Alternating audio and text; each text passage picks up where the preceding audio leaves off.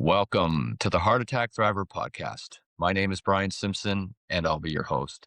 On today's episode, I'm in conversation with Holly Morrell, who is a California native, like I am now, living here almost 7 years. Holly has a really incredible story about heartfelt, and she has done over 26 years. She has pioneered a grassroots community that has screening of cardiac health of young people, men and women. She is doing work that is saving lives. You may have heard of LeBron James, big basketball player. His son suffered sudden cardiac arrest, and thankfully he had a care team around him that has him surviving and thriving. Holly, it's really an honor to have you back. We spoke, I want to say, probably 5 years ago, Mm. and I've been following you, and I really appreciate what you do. 65,000 people screened. Like, think about that. 65,000 people. It's just phenomenal. So, welcome to the podcast. Brian, thank you for having me, and it's good to see you. And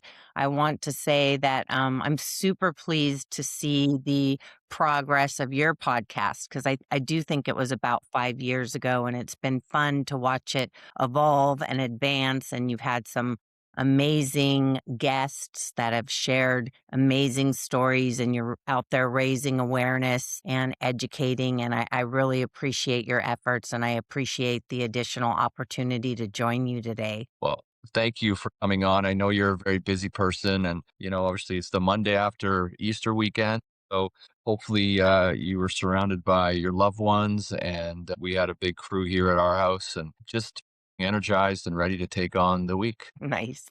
So, why don't you tell us what you do and why you do it? Because your why is super powerful. Sure, I'd be pleased to. So, first of all, Heartfelt is a nonprofit organization, C3, and we are dedicated to saving lives from sudden cardiac arrest through early detection, education, and increasing public awareness. We really focus on the early detection component. So, for over 26 years now, I've been providing community based cardiac screenings where we actually go into a public venue, typically a school, but we'll go anywhere. A community center, a church, a senior center, anywhere that will host us, to be quite honest. And we actually provide comprehensive cardiac evaluation to the public. We screen ages 5 and up, and that's only because our medical advisory team has sort of given us that guideline, because often for younger kids, you need different equipment, different software, different probes, sometimes different technicians and doctors. So we have to start somewhere. So we screen ages 5 and up, and we offer to each individual, we screen both an electrocardiogram or an EKG, as well as an echocardiogram, the cardiac ultrasound. And those are the best two tools for detection for the general risks of cardiac arrest. And so what you stated earlier is correct, and we're pretty proud of that milestone that for over 26 years now, we have screened over 65,000 individuals, which is amazing. It feels amazing. And that has resulted in us saving over 1,000 lives, Brian. Yeah, incredible. Being someone who comes from a small town in Canada, the population of my town was, I think, around 12,000 people. And hear that you have screened over 65,000 people is just mind-boggling. You know, Congrats on that. thank That's you. a And big. I love you sharing that perspective. I think someone else did that recently.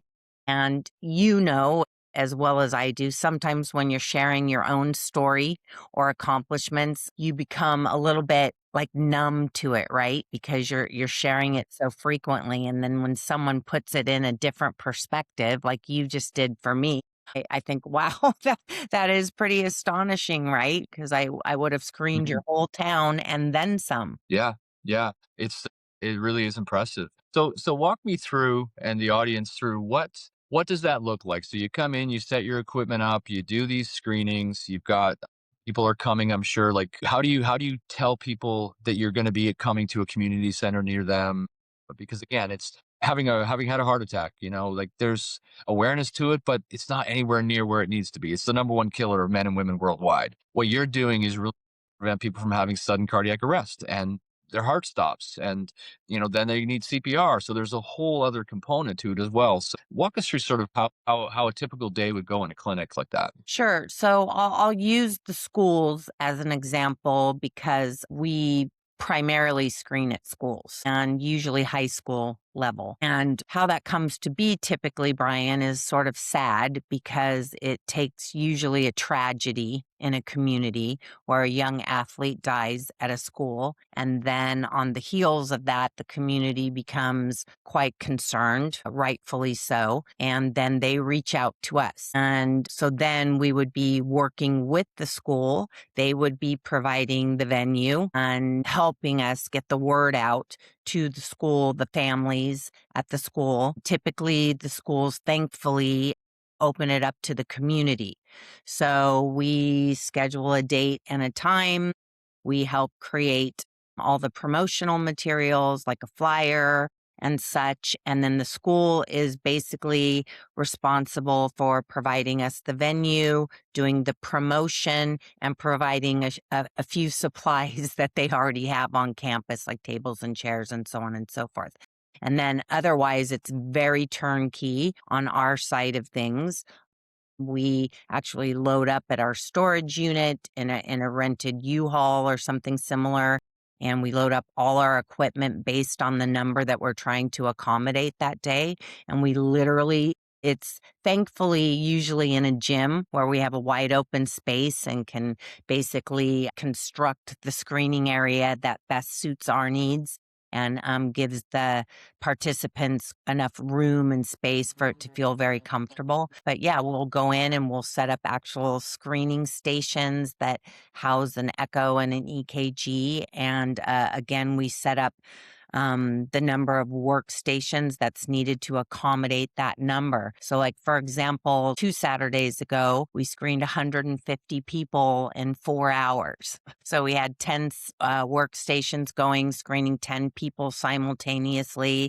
It was an unbelievable effort on my heartfelt team's part, and it was quite a successful day. But yeah, it's a tremendous amount of work, but what we accomplish in that day or event is fabulous community service and mind-blowing, to tell you the truth. Yeah, it really is. And a couple things come to mind. So I was involved years ago when I was back in Canada through cycling. This charity came to me. It was literally a kid's childhood cancer cycling event that was to raise money for kids with cancer, because again, there's not enough, kind of similar to what you're doing. There's not a lot of information about childhood cancer out there, and families get affected and it's devastating. Just like a heart diagnosis for a young person is devastating. Obviously a cancer diagnosis is even more so. Mhm. And so, there's a lot of money that's needed to make this all possible, like all that equipment that you bring in. Like, so we would do these events at schools. We would come in and we would literally set up stations where they could ride on a stationary bike and they could raise money, and they would raise money prior to the day and all of that. I mean, so you've got a massive team. You've got obviously a lot of equipment that you need to do this. How do Mhm. you fund that? How do you pay for that? Because again, you're a not-for-profit business. I'm Mhm. just curious about how, because I'd love to help you raise money through Mhm. this if I can. Thank you, Brian. It isn't easy. I'm not going to lie, but we have created a structure that, at the very least, enables us to continue to screen and offer this to the community. And how we do that is, I'm sure you might be familiar, but not everyone. An EKG might be a couple $100. You might be able to get it in a primary care doctor's office or an urgent care, something similar. The echocardiogram, on the other hand, the cardiac ultrasound, is much more difficult to obtain and far more expensive. First of all, it could require several doctor's visits in order to obtain in the first place. And the value of it, conservatively speaking, is about $1,500.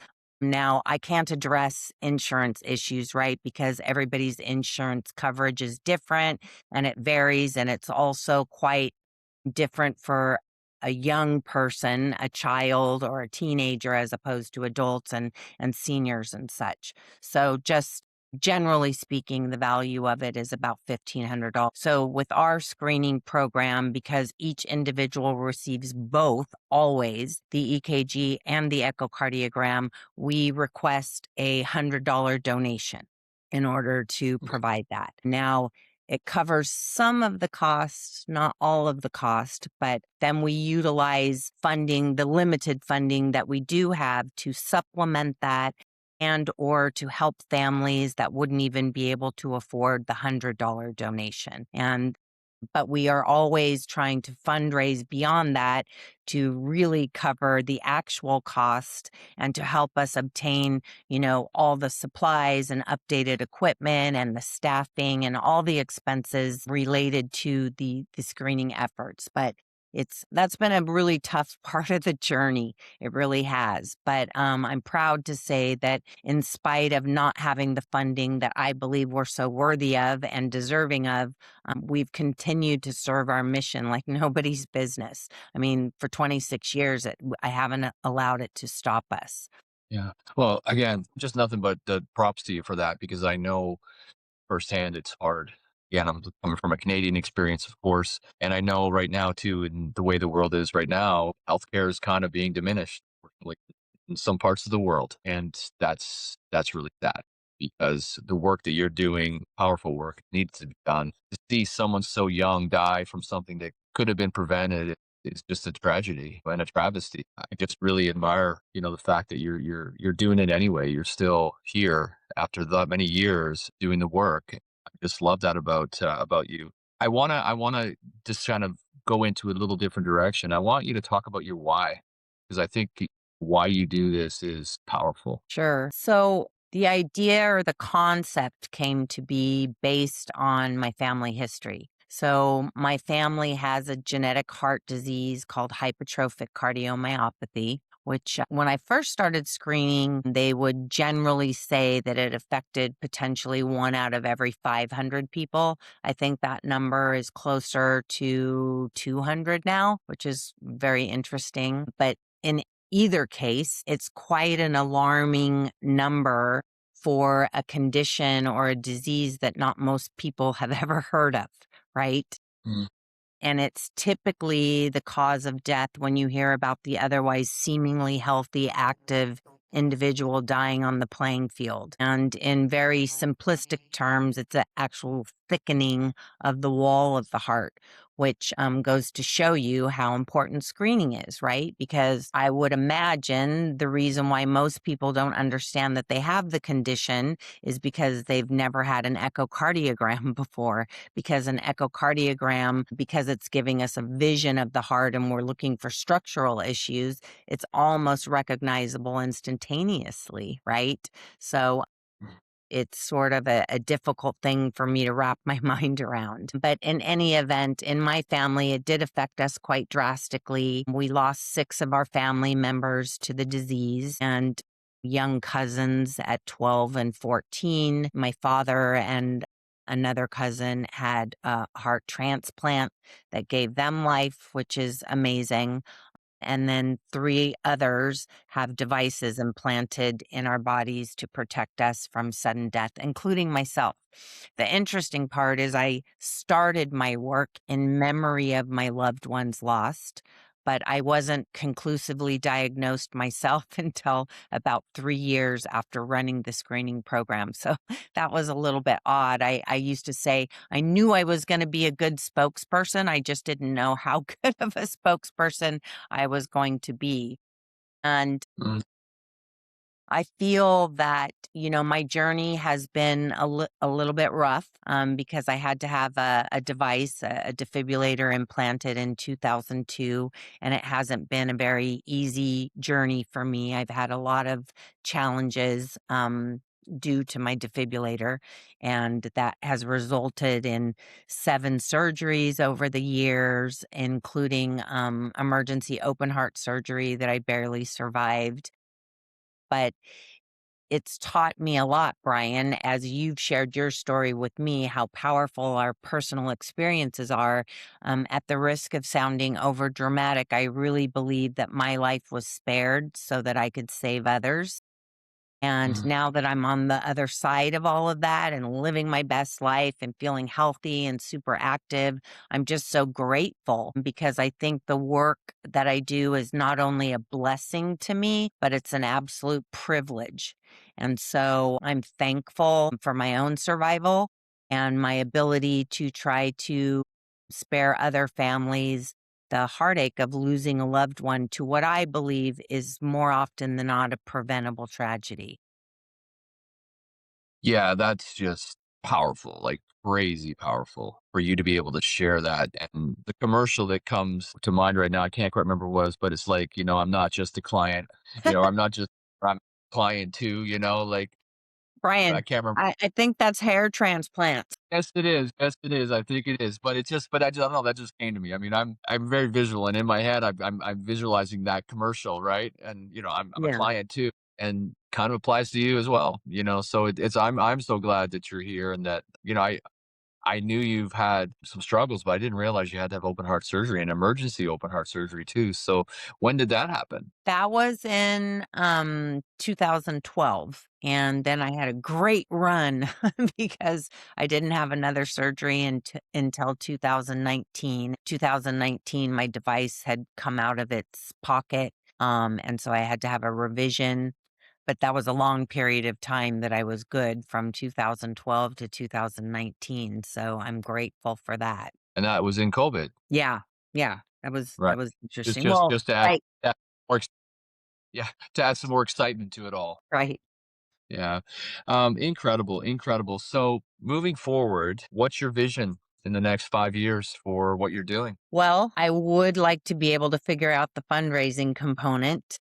And I'm excited to say that I have a wonderful committee in place right now, and we're currently working on a fundraising event that's coming up on April 25th. And I'm super excited about that. And we unfortunately had some equipment break at our last screening event. So we're in need of replacing some equipment and some outdated equipment as well. That's a big priority moving forward and always to continue to screen. I wanted to share a little story with you.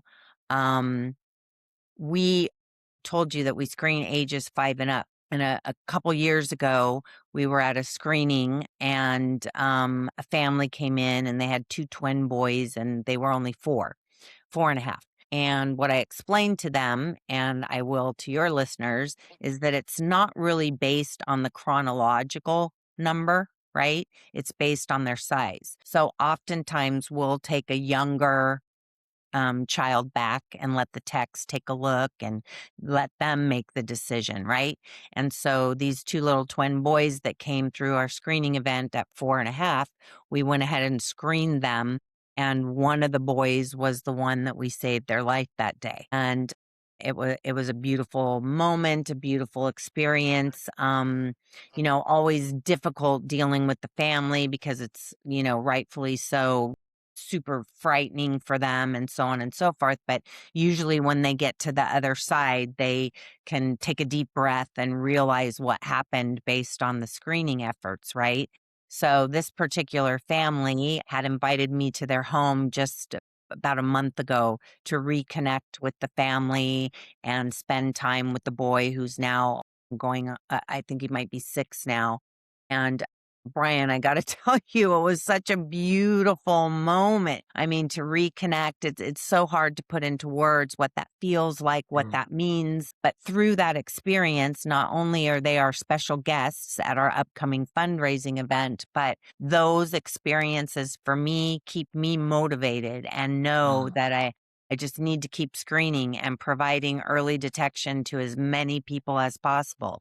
So my goals are the fundraising component to enable us to continue to do the screening. That's what I meant when I said that I believe we serve our mission well because we continue to screen. And so over the next 5 years, just to continue to provide early detection to as many people as possible, keep our organizations head above water, and keep making a powerful impact in the communities that we serve. Incredible, incredible. Being someone who I jokingly say was a drug dealer for almost 20 years. And when I say that, I was a pharmaceutical rep pushing pills, and I couldn't do that job today. Give me $1 million to do it. It's so out of what I feel we're just too quick to reach for a pill. Oh, you're sad? Here's a pill. Instead of, well, let's try meditation and see if that can help you kind of calm. We're going to give you the tools to learn how to meditate because maybe you don't know how to do it. And I feel like the latest one is the GLP-1s. Like, you look around, I hate to say it, it just makes my heart sad when I see the obesity rates. Mhm. I saw this young girl yesterday. Just she's probably I would say probably 6 or 7 years old. And when I saw her walking across in front of me, and this might sound really, really like kind of like strange, but I just had sadness for her instantly in that moment. I felt sad for her because she was already at probably 6 or 7 years old, Mm, already like significantly overweight. And mhm. that's gonna be a lifelong struggle for that young girl. It just is. It's just a reality, and I wish we could do more to raise awareness to what you eat and what you do. Yeah. And I know it's that's kind of the pedestal I get on sometimes because it Mhm. just breaks my heart to see a young Yeah. girl like that. I just know she struggle for probably the rest of her life because she's been set up that way, and I don't know the situation or anything like that, but Mhm.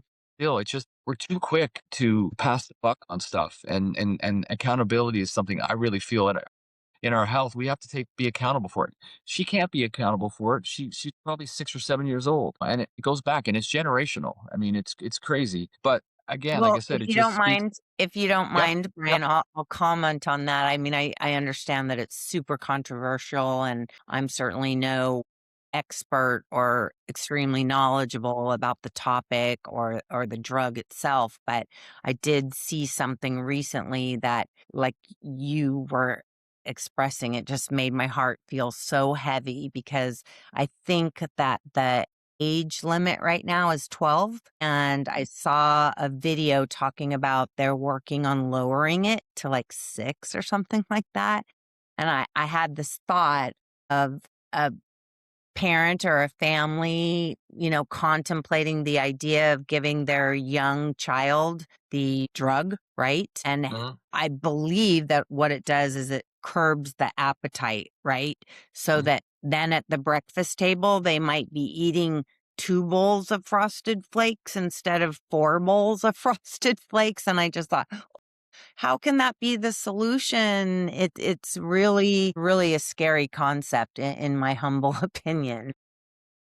It is, and the reason I bring it up is just because again, I think we're just, we've got to really we need a global reset on healthcare, especially in the Western Hemisphere, in Canada and North America. Like I've traveled extensively through Mexico, and again, there's a lot of work that's got to be done Yeah, around just raising awareness. And the sad thing too is there's people that prices of groceries have gone so crazy high, people can't afford to right. necessarily eat a healthy, and that breaks my heart too. I mean, I just feel so blessed that I'm in a place where I can. But it brings me back to though. I want to just go back to the equipment, the demands of the equipment that you need, and the number of equipment. Do you have any partnerships? Because I mean, I used to work also in medical devices, and any medical device companies that have stepped up and have said, "We want to support you. We're gonna provide you at a discount, or we're gonna provide you free equipment." I'm just curious if that's something that you've explored. Yeah, with all transparency, like early on, Brian, back in the day, I think in my bio it states frequently that I pioneered the community-based cardiac screening industry. So when I first started, there weren't these types of efforts in the community, and so the equipment manufacturers and the device manufacturers were throwing funding and support at us, right? And that was a beautiful thing. We would have efforts where we would actually be at professional sports stadiums screening 1,000 kids in one day, Brian. But it was thanks to the financial support and the support of the equipment from these companies. Things really, really changed when the economy shifted in what was that, 2008? And so it was a combination of the economy changing. And then thankfully, there's so many organizations across the country providing this type of screening, which is fabulous. Not very many provide both the EKG and the echo, but there's so many organizations doing amazing work. And so I think at this point in time, we would all be competing for the same support. Mm. So Yep. I think the financial support from those companies and manufacturers is quite limited. They try to help us in certain ways. Yes, they often give us discounts. Sometimes there's an ulterior motive and a hidden agenda that I try to steer clear of. But so to answer that, I would say that there is some help, but certainly not enough, if that makes sense. It does make sense. So, how can people that are listening to this, how can they help? Can you provide us with a link to a website they can go to make a donation? Oh. Like all that kind of stuff. Because I think, like I said, part of why I do this is to not only raise awareness to what happened to me, but to raise awareness to people that are doing other things for the heart. And I call them matters of the heart. I look at my heart attack, it's like it was a heart event. Mhm. It's an honor to have you on and share what you do because I know how hard it is. Myself, I'm trying to grow something, and it's a passion project, but I just have so much respect for you for just your stick to itness. You keep doing it anyways, and we need more Hollies in the world that have the courage to do it anyways, despite people telling you it can't be done or Yeah. whatever you've been told. And it's one of those things that I just I just can't. Yeah, I just can't get over. It's just one of those things that I just really want to just give you props for what you do, and because it is powerful and necessary work, and you are making a difference.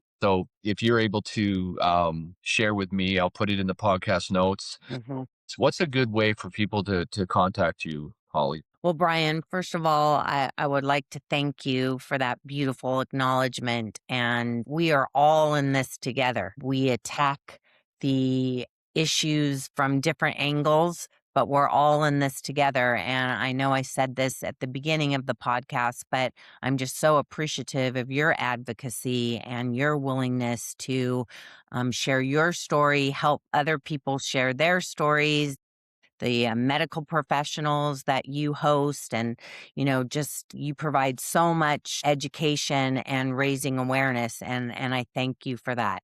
And I also thank you for the opportunity of trying to help us raise some funds. And I think the most simple way for people is via our website, which is heartfelt screening. And there's a donation page, but they could also take the time to learn more about our efforts. And hopefully that would touch their hearts, pun intended. So again, our website is heartfelt screening. So I'm not sure what's happening here.